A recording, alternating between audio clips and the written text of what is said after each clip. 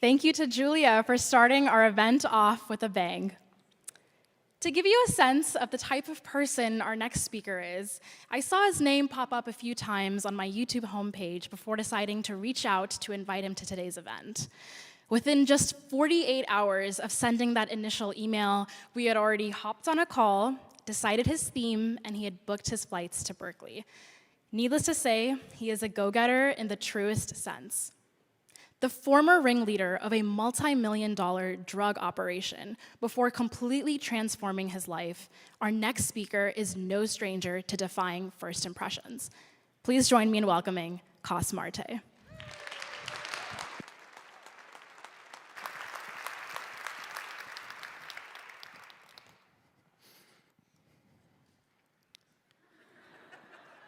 Good morning.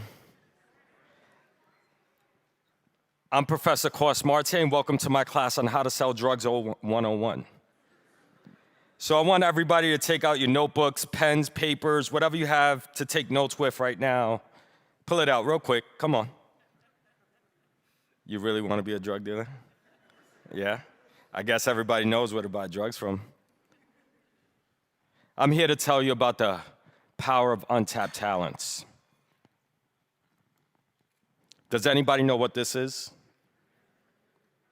I know there's some old heads in the crowd, but I see a lot of young kids over here. This is the beeper. And it was a way we communicated pre-cell phone. It was a device that we used back in the day. And at 13, all I had was a beeper, an ounce of weed, and a dream of becoming rich. I wanted to be rich so badly because I grew up in one of the poorest and over-policed communities in New York City, the Lower East Side. In New York State, we incarcerate more people than any other country in the whole entire world. And back in the 80s and 90s, there were 7 neighborhoods that made up the whole entire, 75% of the entire prison population. 7 neighborhoods, and I belonged to one of them, which were made of black and brown people. So at 13, I got a beep from one of my clients. And so I went to go meet him, and I actually brought my 9-year-old brother with me. And at the time, he asked me, hey, can I get 2 bags, and do you want to smoke with me? And I said, hell yeah. So I took a bag of weed, rolled it up, lit it up, and all 3 of us began walking. And as I had the blunt right by my hand, a grown man grabbed my wrist, and he said, drop the blunt. And it was an undercover detective that cuffed me, and my brother began crying. At the time, my brother was wearing a starter jacket, and under the starter jacket, he had a DARE shirt.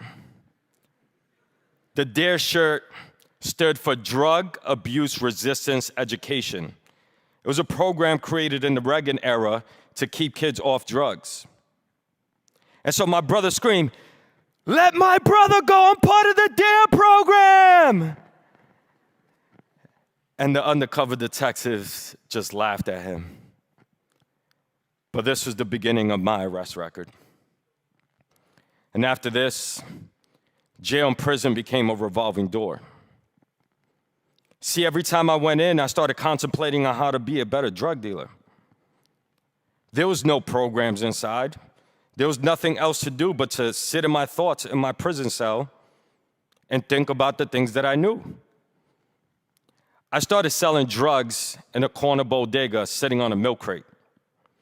And I quickly changed my strategy up by dealing to high net worth individuals and increased my profit margins by 300%.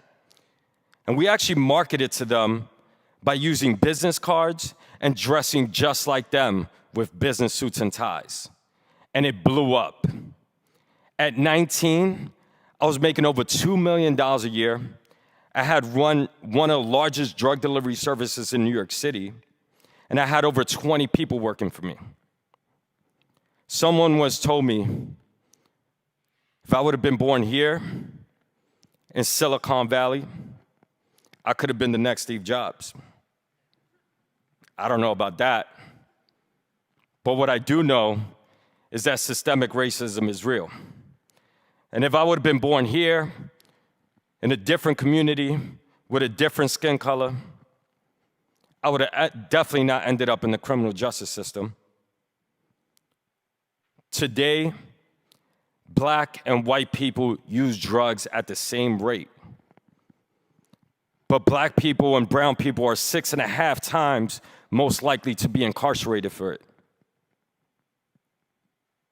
Actually, 1 in 3 black men will be incarcerated in the system today.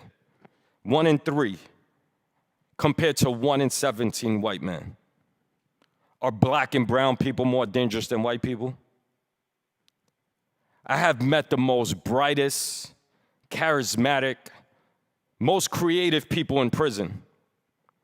Who here knows of anybody that could build a tattoo gun out of a CD player? I bet Steve Jobs can't do that. Or make a whole chessboard out of toilet paper.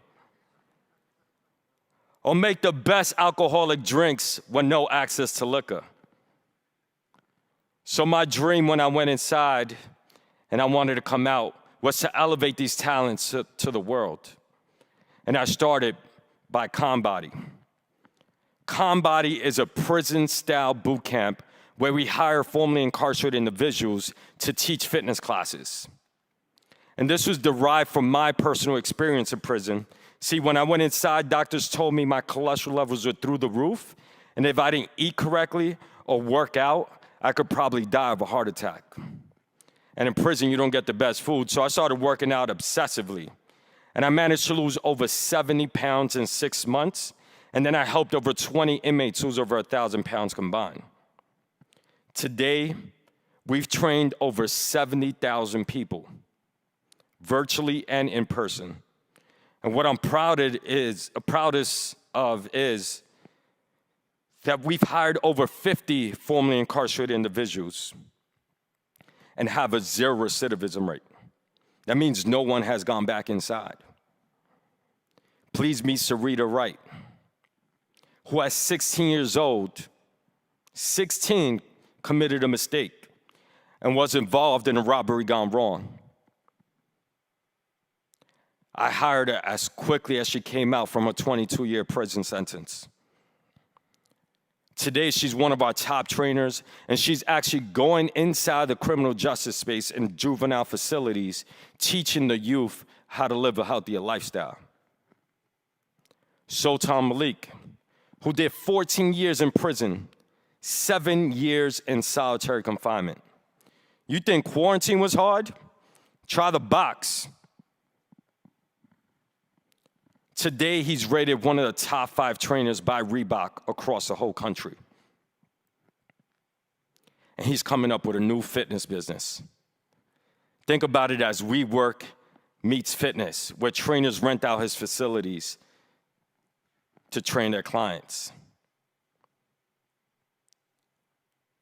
Today, I want you to imagine how you judge somebody coming out of the prison system.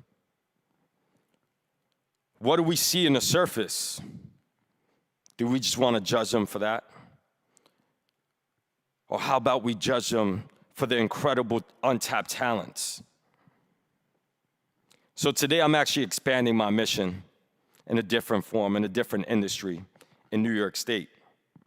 Marijuana. Well, my old industry that got acquired by the Drug Enforcement Agency. See, since the launch of the cannabis legalization industry across 37 states, 13 states adopted a social equity program. New York State is actually being the boldest now. They stated that the first 100 to 200 licenses are going to formerly incarcerated individuals that have been justice impacted by the war on drugs, specifically cannabis.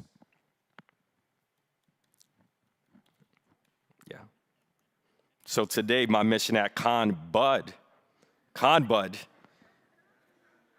is to hire as many formerly incarcerated people coming out of the prison system that have been justice impacted on the war on drugs. CONBUD will provide a real second chance because we have seen how rich, white, wealthy individuals make a fortune off of it, while black and brown people still sit in prison cells for a couple bags of weed. I want to prove to the industry that we could be as smart as them, and we could be trusted, reformed citizens that can run a legal, successful business. And I will use the same transferable skills that I use in the streets to the legal world. See, back in the day, I sold a great product consistently. I had an incredible team to deliver this product, and I believed in my product so much that I knew it was gonna be a success, and there was no room for failure. The only difference between an illegal business and a legal business is that I'm actually paying taxes now. So let's take a look at history. Some of the people that we glorified the most, that we believe in the most, have all been in the criminal justice system. I want you to think about that. How would you perceive someone in prison? And as you go out today and you become our leaders and our decision makers, I want you to think about how you view somebody coming out of the prison system. I want you to look at somebody coming out of the prison system as somebody who's a potential leader, entrepreneur, and most importantly, our neighbors. Because today's incarcerated individual will be tomorrow's neighbor. Do you want that person coming out to be the best person they can be? Or do you want that person reverting back to the streets because of the lack of opportunities? Think about it. And oh, by the way, remember that kid in the beginning of my story, my little brother with the Dare shirt? The one that grew up in the same situation as I did? Who could have been part of the same statistic? He's actually New York City Council member of District 1 now. A real true talent of the Lower East Side. And as I end my discussion today, and I teach you my lesson of selling drugs, I'm gonna close out with this. ABC, always be closing. So I want everybody to take out your phones real quick. Come on, take out your phones real quick. I only got like a couple seconds before they cut my mic off. I want you to click on that app called Instagram. I want you to write CONBUDNY, CONBUD NY, and I want you to press follow. As we grow in this industry, I want you to follow us, and I want to really change perceptions and really be the leaders on how we view formerly incarcerated by changing the system and creating an equitable world. Thank you so much. I appreciate y'all. Thank you.